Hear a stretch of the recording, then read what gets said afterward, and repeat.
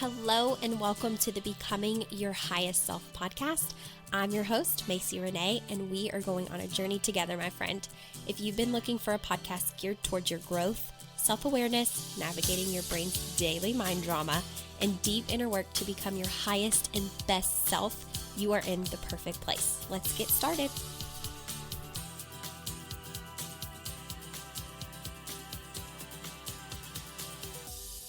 Hello, welcome back to another episode of Becoming Your Highest Self podcast.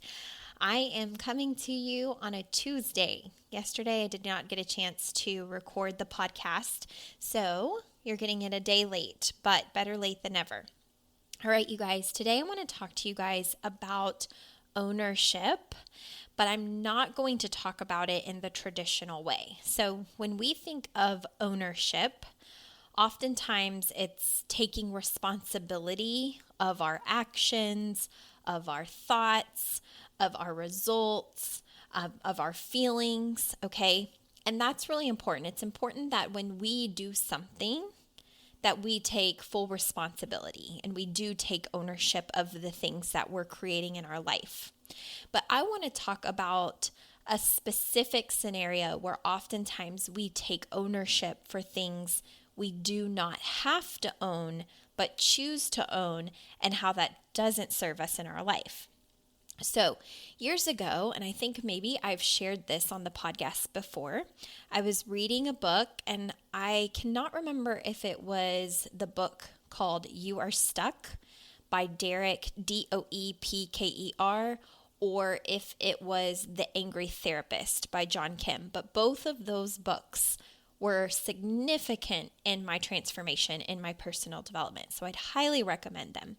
But in one of those books, I got to a chapter where it talked about how we oftentimes take ownership of things that we shouldn't. And it gave the example of how there was a story, and it was about this, I think it was a Buddhist monk. And he would walk through this village every single day. And in this village, there would be different people selling different things like fresh fruits, fresh vegetables, woven baskets, all kinds of stuff. And this Buddhist monk would walk through the village every day. And at one of the booths with someone selling something, this man would shout insults to the Buddhist monk every single day. He would call him names. He would make fun of him. And he was just really mean and nasty towards this Buddhist monk. But the Buddhist monk never paid him any attention. He never responded. He never looked at him. He never did anything in regards to, hearing whatever he was hearing from this man. So over time, it became very frustrating for this man, because he was technically being ignored, right? He was saying all of these things to this Buddhist monk, hoping to get a reaction for whatever reason, and he was never getting it. So one of the days when the Buddhist monk walked through the village, he shouted to him, "Hey, I scream at you every day. I make fun of you. I shout names at you. And you never, ever respond. Why is that?" And for the first time, the Buddhist monk answered him and gave him his attention. And he said, "When someone tries to give you a gift and you decline, to whom does the gift belong?" When I read that in the book a few years ago, it blew my mind. It was one of those life-changing moments. It hit at just the right time and just the right space with my mindset ready to absorb it. And it really changed so much for me in my life, because in that moment I realized the same thing that this Buddhist monk had said. If someone tries to give you a gift and you decline it, to whom does the gift belong? It belongs to the person who is holding it if you decline it. And the way that I related this into my life at the time was like all of the times that I would take ownership of things that I didn't even want. Okay, so like this, a great example, sorry, I'm like over here stuttering, but a great example of this that I can give you is, let's say my husband would come home from work and maybe he had had a bad day And I had had a good day. And he comes in and he is stressed. He's full of anxiety. He wants to talk about how, work was really, really rough today and explain all the reasons why. In the past, I would have made it my responsibility to make him feel better. And also, I would have taken ownership of his mood, his demeanor. So have you ever been around someone, like maybe you're in a great mood and then you get around someone and they say, oh my gosh, and they're complaining about everything. And then you're like, well, now I'm upset. Like, you made me upset. You've made me mad. I was in a great mood until you were in a bad mood. And, and they might say, why are you yelling at me? Or why are you in a cranky mood now? Like, I'm the one that had a bad day. And you're like, yeah, but you brought it home and it's all your fault that now I'm grumpy. Thanks a lot. If you've ever found yourself doing that, this is exactly what I mean. You are taking ownership for something you do not have to take ownership of. Okay? Now, if you've done something to someone, or you are thinking some sort of thought, feeling some type of feeling, getting some kind of result in your life, yes, there is a piece of us where we have to really say, okay, where am I responsible for this, right? Because you're always creating your life. And in the same way, when you take ownership of someone else's emotions, someone else's experiences, and you make them your own, you are taking ownership of something that is not yours to take responsibility of. If your husband or wife or significant other or mom or dad or child or anybody comes into an environment that you're in, and their mood instantly makes your mood go down, you've taken ownership of something that wasn't yours. Okay? It's the same way that this applies is if someone says something to you, like maybe, hey, you're looking a little tired today. Are you feeling okay? And maybe the reason that you look the way that you do is simply because today you decided, I'm not going to put on makeup. That's pretty typical for women, right? We decide maybe today's not the day I want to wear makeup.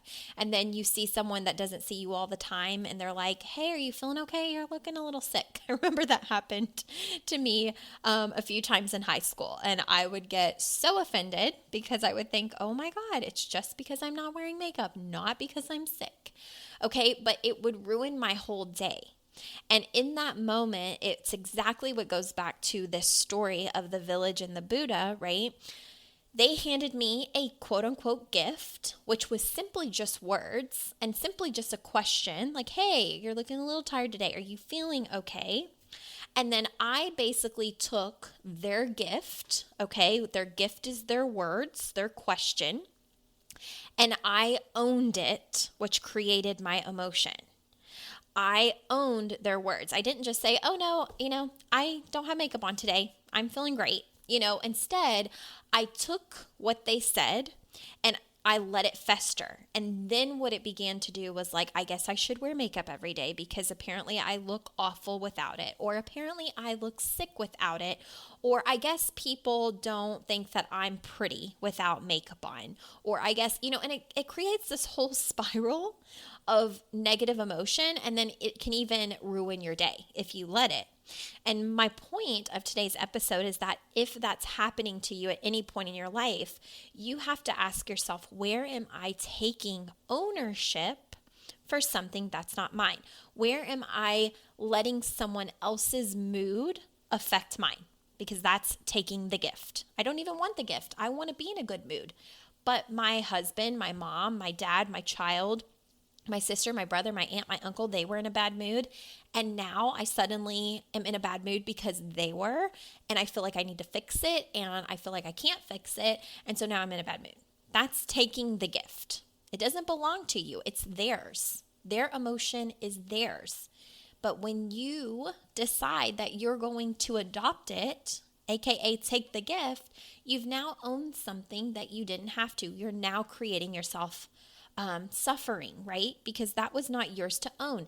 And when you take ownership of things that are not yours to own, then comes the next level of You either have the self-suffering in your life, or you have to take it a step further and say, you know what, I own this. I owned that I let someone else destroy my mood or make me feel a certain way, which is impossible. Nobody can make you feel anything without your consent and without your own thoughts. And that's where we have to take responsibility. That's where our responsibility really comes into play. Okay? Because nobody can make you feel anything without your permission. And you really want to be mindful of all of the things in life that you're owning. If someone says, hey, you're looking really good, it looks like you filled out. You might take those words and think, oh, so they think that I look fat. Okay? And maybe that's not even what they said, but you took their words and you made it mean this whole other thing, or you allowed it to affect your mood. You took ownership of what they had going on in their own mind, right? Even if they didn't even mean it in an insulting way. So we have to be mindful of this. Where are you taking ownership for things in your life that are actually not yours? Where do you take on someone else's stress? Where do you take on someone else's anxiety? Where do you let words affect you so much that it really ruins your day or your week or your month or your relationship with them? Where do you take ownership? Because if you can recognize where you're taking ownership, then you can release yourself of it. So what this looks like for me is when my husband comes home from work, maybe in a bad mood, he hasn't had the best of days for whatever reason, I just let him be in his mood. I don't make it mean anything about me. I do not decide to jump in that pool with him and be in a bad mood also. And I realize, you guys, it can be very difficult, right? If someone's in a bad mood and their tone is bad and they're being, they're answering your questions in kind of a smart aleck tone because they're in a bad mood, it's very easy to own it. And then you go into fighting mode. You go into, well, you know what? You don't need to treat me that way. Now I'm in a bad mood. Thank you. But doing that means you owned it. You took their mood and you made it a part of yours. You accepted the gift. They provided the gift of sharing their emotion. They went to hand you the package and said, hey, do you want to be in this package with me? And you either say yes or no. Okay? And they might not physically ask, obviously, or like literally ask, but that's what is happening. When you allow someone else's experience to become your own, you took ownership. They handed you the gift. They put it out in front of you. You grabbed it and you said, yeah, I think that I'll accept this gift as well. I think since you're grumpy, I'll be grumpy too. I think since you're stressed, I'll be stressed too. I think since you're full of anxiety, I'll be full of anxiety too. Now remember that emotions are energy. So I completely understand that whenever someone comes into your environment and they feel a certain way, you physically start to feel like you feel that way too. Okay? But part of the reason that is happening is because of what you're thinking about their behavior, what you're thinking about their mood. And it creates that mood within you. Like if you're like, they shouldn't be grumpy, or they shouldn't talk to me that way, or they shouldn't XYZ, and you start to feel bad or anxious or stressed because they're feeling that way, well, you've taken the gift. And now the environment feels extra icky because with our feelings, we put out an energy. And it's usually the energy that you can cut the tension with a knife if it's a negative emotion. Now, negative emotion is not bad. You're not going to die if you have a negative emotion. And that's why a part of the reason if someone around me is in a bad mood, I actually go to my tools, my life coaching tools, right? And I remember that just because I'm in someone's presence, whenever they speak words to me, or just because I'm in the energy of their emotion when they're around me, doesn't mean I have to accept the gift and make it my own state of being. And that relieves me of a lot of self-suffering, okay? A lot of my own creation of like pain or frustration or anger. Because I really used to become very upset when I was hunky-dory and in a great mood.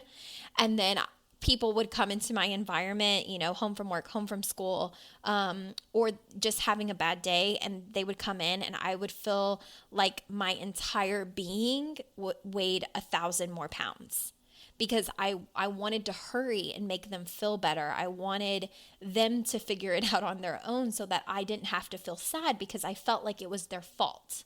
If they were in a bad mood and it created my mood going down, then it felt like it's all their fault. When really what I was doing in that moment was taking ownership of their state of being, making it my own, and then not taking responsibility for how I was making myself feel. And that's where we get ourselves in a whole mess of trouble, is that we adopt people's words and we make it mean something about us. We accept the gift. If someone says to you, and this is terrible, but if someone, even growing up as a kid, if someone, had said to you, you're stupid, you're never going to amount to anything, you're never going to get that job, you're never going to be wealthy, you're never going to achieve your dream of owning your own business, you're never going to become a doctor, you're never going to be able to make it through college. If you believe any of those things, anything that I maybe didn't even mention, something that someone has told you, where did you own it? Did you own it? And did you then take ownership of it and never try? Did you never try anything new, going to college, trying the business, because someone in your life said words and you took ownership of it? You really have to become aware of that. So what my challenge is for you this week and moving forward, once you hear this episode, is notice when people are around you, when you start to absorb what they're experiencing. When you are in a great mood and then somebody comes home to you and they start complaining or they're grumpy and you start feeling yourself pulling yourself into their mood, like, oh God, I'm getting grumpy too because I wish that they would not be like this and I wish that they would be different. That means they're extending the gift and you're in the middle of taking it. You don't have to take it. You can fully support someone else's emotional experience without taking ownership and making it yours. You can simply say, it sounds like you've had a very rough day. I'm really sorry that you've had such a bad day. And if they're yelling at you because they've had a bad day, you can also set boundaries. Go listen to For the Love of Boundaries. It's like episode number 5 of this podcast, I think, very, very early on. And you can say, listen, it sounds like you've had a really bad day, and I'm sorry that your day at work was awful, but I didn't do anything. So you don't have to yell at me, you can tell me all about it. You can set boundaries with people. You don't have to jump into their pool of misery with them to make them feel better. And a lot of times that's what they're looking for. We as humans, we want to feel better, and we also love when people feel our emotions because then we can justify why we're feeling that way. It's like, oh, I don't want to feel this alone, so let me drag someone else into my anxiety. Let me drag someone else into my depression. Let me drag, somebody else. And it's very unintentional. It's just a part of the human experience. We don't want to feel alone in our negative emotion. So if multiple people can feel the same negative emotion, we oftentimes feel better because then we're like, oh, well, it's not just me, it's them too. We can kind of, what do they say? Birds of a feather flock together. And a lot of time, the demeanor of your 5 closest friends is also going to be the demeanor and behavior you have as well. And that's because we like commonalities. And that's also why, you guys, when you start to grow, like when you're listening to this podcast, or I see this a lot in coaching, when you start elevating your energy, elevating your mind, sometimes it's really hard for your friends and family. Like they might say things to you like, you're changing. I don't understand why you're so different. Or, you're acting brand new, or you're acting like you're too good for everybody else. And what they're actually communicating is that there's a difference in your all's energies now. Like they used to be able to hand you the gifts and you would accept them. And now you have so much self-awareness that you have up-leveled your energy. And when they try to hand you the gift, it falls to the floor. They never get to give you the gift. You never accept it. And that becomes insulting for them, right? If you think about in real life, like if you go to hand somebody a gift and they don't even grab it, and as you go to hand it off, it falls to the floor, you're going to be probably pretty offended because it's like, dang, you don't even want this? Like, what the heck? And we do that with our emotions, right? We go to try and bring someone into our emotional state so we don't feel as alone. And then when they drop it to the floor, we feel like, oh, suddenly you're too good to feel blah, blah, blah. Suddenly you're not going to be the way you've always been your entire life. Like what's wrong with you? What's happened to you? And it can be really hard for the people that love you most and are around you the most. I went through this a lot, like feeling like relationships changed a bit, relationships shifted a little bit. And I'm still great friends, and I still have great friends with my friends, and still have really great relationships in my life, but they are different because my mind has changed so much through coaching. My mind has changed so much. So I don't know why I can't talk very well. It's like every word is sloshing together. But my mind has shifted so much through personal development. And sometimes people have a hard time with that. So just know that in this journey of growing and becoming more self-aware, which is what this podcast is all about, like you really are always in control of your own life. And it's the moments where you're not, right? Where you feel like you're not because maybe a bunch of external things are happening around you that you really can't control, but you're always in control of what is happening inside of you. You're always in control of that. Nobody can take that from you at the end of the day when it comes to your mind and your emotional state, okay? Nobody has that power except for you. So if you're being affected by something that someone else has done to you or is doing to you, or something in your environment that you feel like I can't control all of my circumstances, I can control some of them, but not all of them. At the end of the day, what you can control is your mind and your feelings about it, which creates everything else. It's what creates what you do in your life and what results you're getting in your life, okay? So I hope this episode was helpful, and I will see you guys next week. Have a wonderful week, you guys. Bye.